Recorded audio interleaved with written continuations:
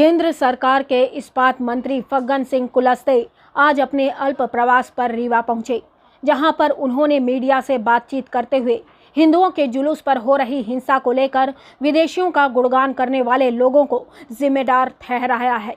इसके अलावा आरक्षण पर सक्षम लोगों को लाभ लेने वाले सवाल पर मंत्री ने संविधान के तहत व्यवस्थाओं को सुधारे जाने की बात कही है। वहीं मंत्री ने रीवा के राज निवास भवन में हुए रेप कांड की घटना पर जांच की बात कही। दरअसल केंद्रीय मंत्री फग्गन सिंह कुलस्ते जिले के हनुमाना में आयोजित आदिवासी सम्मेलन में भाग लेने रीवा पहुंचे हैं। भारत सरकार के इस्पात मंत्री फग्गन सिंह कुलस्ते आज अपने आवास पर अल्प प्रवास पर रीवा पहुंचे, जहां पर वह जिले के हनुमाना तहसील में आयोजित आदिवासी सम्मेलन में हिस्सा लेंगे। इस दौरान स्थानीय राज निवास भवन में पत्रकारों से रूबरू होते हुए केंद्रीय मंत्री ने हिंदुओं की जुलूस पर हो रही हिंसा पर विदेशियों का गुणगान करने वाले लोगों को जिम्मेदार ठहराया है। उन्होंने कहा है कि इस तरह की हिंसा सहन नहीं की जाएगी, जिसके लिए राज्य सरकारों को कार्यवाही किए जाने का आदेश दिया गया है।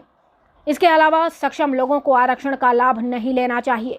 राजस्थान के रौसा से बीजेपी सांसद जसकौर मीणा के द्वारा दिए गए बयान पर भी केंद्रीय मंत्री कुलस्ते ने अपना पक्ष रखा है और उन्होंने कहा है कि संविधान के तहत व्यवस्थाओं को सुधारे जाने के लगातार प्रयास किए जा रहे हैं। कुलस्ते ने कहा कि बाबा साहब भीमराव अंबेडकर ने संविधान का निर्माण किया था तो उन्होंने व्यवस्थाओं को देखा था। इसके आधार पर अब प्रधानमंत्री नरेंद्र मोदी के द्वारा नई नीति तैयार की जा रही है। इसके साथ ही बिहार के पूर्व मुख्यमंत्री जीतन राम मांझी के द्वारा भगवान राम को काल्पनिक बताते हुए की गई टिप्पणी पर भी केंद्रीय मंत्री कुलस्ते ने कहा है कि ईश्वर सबका है और सबको अपना कर्म करते हुए उन्हें पूजना चाहिए। वहीं केंद्रीय मंत्री फग्गन सिंह कुलस्ते से बीते दिनों राज निवास भवन में हुए दुष्कर्म की घटना को लेकर सवाल किया गया, जिसमें उन्होंने भी जांच की बात कही। दरअसल रोजगार दिवस सम्मेलन में रीवा पहुंचे मध्य प्रदेश के मुख्यमंत्री शिवराज सिंह चौहान ने भरे मंच से कहा था कि राज निवास भवन को बुक करने वाले को भी दोषी मानते हुए उस पर कार्रवाई करनी चाहिए, जिसको लेकर पत्रकार के द्वारा केंद्रीय मंत्री कुलस्ते से सवाल किया गया और तब उन्होंने जांच की बात कही है।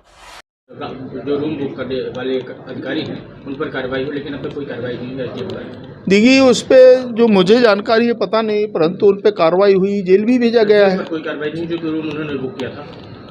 भाई देखिए, जब अगर उनको अपराधी कहें या जो शरारती कहें तो उन पर कार्रवाई हुई है, यही सजा है। तो सीएम ने बड़े मंच से कहा था कि जो बुक किया है रूम उस पर कार्रवाई होनी चाहिए। देखिए ऐसा है, देखिए ये है प्रशासनिक व्यवस्था।